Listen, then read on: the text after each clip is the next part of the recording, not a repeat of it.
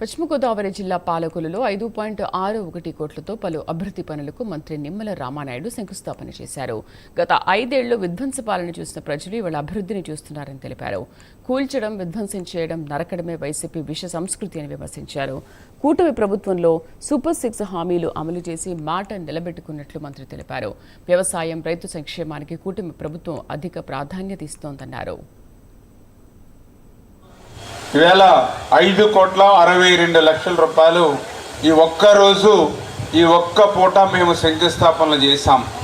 నిన్ననే మధ్యాహ్నం 8,26,00,000 రూపాయల శంకుస్థాపనలు నిన్న శనివారం చేయడం జరిగింది. ఈరోజు పెద్ద ఎత్తున మరి 5,62,00,000 రూపాయలు, అందులో గ్రావెల్ రోడ్లు పెద్ద ఎత్తున ఈరోజు శంకుస్థాపన చేశాం. అందరికీ అన్నం పెట్టేటువంటి అన్నదాత పొలం గొట్లకి వెళ్ళాలి అని అంటే కాలు తీసి కాలు వేయలేనిటువంటి పరిస్థితి ఉంది. మరి ఏదైనా ఒక ఎరువుల బస్తా పట్టుకెళ్ళాలంటే తీసుకెళ్లేటువంటి పరిస్థితి లేదు. పొలం గొట్టు దగ్గరికి, పొలం దగ్గర పండేటువంటి పంటను ఇంటికి తీసుకొచ్చేటువంటి పరిస్థితి లేదు. ఇటువంటి స్థితిలో నేను ఆలోచన చేశా. ఎందుకంటే చిన్నప్పటి నుంచి నేను కూడా ఒక రైతు బిడ్డని, తండ్రితో పాటు నేను కూడా వ్యవసాయంతో వెళ్ళేవాడిని.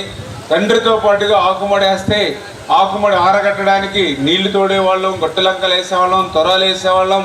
ఇట్లా తండ్రితో పాటు అన్ని పనులు చేశాం కాబట్టి ఒక రైతు బిడ్డగా మనం అట్లా పెట్టి చేస్తున్నాం. ఖచ్చితంగా రేపు భవిష్యత్తులో ఈ ప్రభుత్వాన్ని మనం ఒక 10, 15, 20 సంవత్సరాల పాటు ఈ తెలుగుదేశం, జనసేన, బీజేపీ ప్రభుత్వాన్ని మనం ఆశీర్వదించాలి.